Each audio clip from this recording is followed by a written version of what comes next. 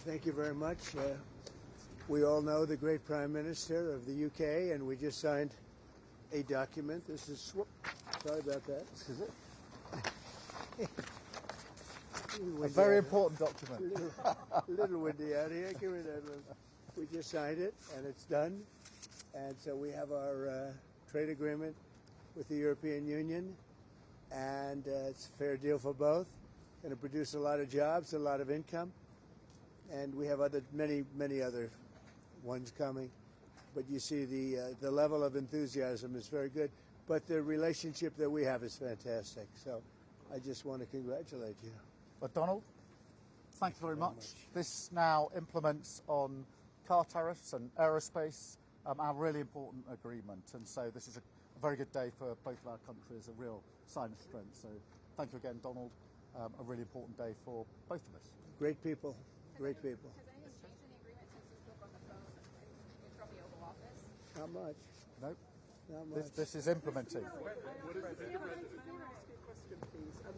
G7 leaders are calling for de-escalation in Israel and Iran, but you are the key to unlocking that. That's right. And here I am. And here you are. Yeah. So can I ask you, sir, have you spoken to Prime Minister Netanyahu? When might you speak to him? I've spoken to everybody. What will you say? Israel is doing very well, as you probably noticed, and I gave Iran 60 days, and they said no, and the 61st you saw what happened. Day 61. So I'm in constant touch, and as I've been saying, I think a deal will be signed, or something will happen, but a deal will be signed. And I think Iran is foolish not to sign one. Mr. President, Iran is accusing Netanyahu of attacking them to deliberately derail your nuclear plan. What do you say to that? Do you think that's No. And Look, Iran should have signed the deal. if it would help bring Iran to the negotiating table, would you guarantee that the U.S. would not get involved militarily? Well, I think Iran basically is at the negotiating table. They want to make a deal. And as soon as I leave here, we're going to be doing something. But I have to leave here. I have, this commitment. I have a lot of commitments. I have a commitment to a lot of countries, including the UK, where we just signed our deal. Mr. President, where are you settling on steel tariffs with respect to the UK? Are those going to zero, or are they staying? We're gonna let you have that information in a little while. Russia-Ukraine talks, sir, on U.S.-Russia talks, when will they restart? They're starting already. Mr. President, do you agree to the European push to apply more sanctions on Russia? Does the US support that? Well, Europe is saying that, but they haven't done it yet. Let's see them do it first. You told me earlier that you could sanction Russia. Why wait? Why wait to sanction them? Because I'm waiting to see whether or not a deal is signed. Can you guarantee the UK won't be subject? And don't forget, sanctions cost us a lot of money.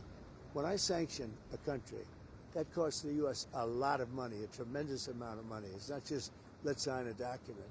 You're talking about billions and billions of dollars. Sanctions are not that easy. It's not just a one-way street. Mr. President, on AUKUS, the submarine agreement, is that still proceeding? You've issued a sort of review of that. Yep, we're proceeding with that. It's a really important deal to both of us. I think the President is doing a review. We did a review when we came into government, so that makes good sense to me. But It's a really important... We're very long-time partners and allies and friends, and we become friends in a short period of time.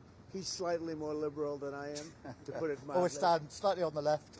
But for some reason we get along. We make it work. On Russia. There are quite a few British voters who worry to side more with the Russians over the Ukraine war. Can you reassure us? No, I don't. No, I just, you know what I side on? Saving lives. I only care about saving lives. We have nothing to do with it except that Biden stupidly let us get into that mess and gave him $350 billion. $350 billion. And yet, despite that, you saw how we did in the Middle East. We took in $5.1 trillion.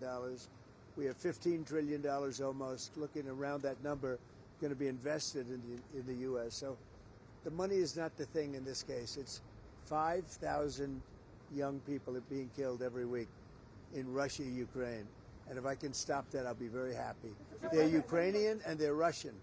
So you could say, what am I doing? But I'd like to see if I could stop it. Would you consider going that Israel can fully eliminate the threat that Iran poses, this nuclear threat that they outposts without the United States military policy. Who said that? No, I'm asking if you believe they can. Well, it doesn't. It's irrelevant. Something's going to happen. Have you Mr. spoken President, to would the you consider legislators? traveling to the Mideast as part of any talks if it would help broker a deal? Yeah, but I think we're doing pretty well. We're talking. You don't think We have a thing called a telephone, so we're talking. But it's always better to talk in person. Mr. President, do you want to see regime change in Iran? I want to see no nuclear weapon in Iran, and we're well on our way to making sure that happens. And we've had a discussion about that this morning. There's in the G7 absolute clarity in relation to the nuclear program. We do not want to see it. Mr. President, Do you have a response? What? Can you guarantee the UK will be protected from any tariffs? The UK is very well protected. You know why? Because I like them. That's why. That's their ultimate protection. Thank you very much. The Prime Minister's done a great job. I want to just tell that to the people of the United Kingdom. He's done a very, very good job. You know, he's done what other people, they've been talking about this deal for 6 years, right? 6 years.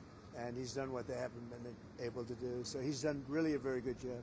What about your response to Tucker Carlson criticizing you, saying that you're complicit in the war? I don't know what Tucker Carlson is saying. Let him go get a television network and say it so that people listen. Thank you. Thank you. Before your pilot? Yeah, a lot of them. Japan? A lot of them. Could happen. What happened? Well.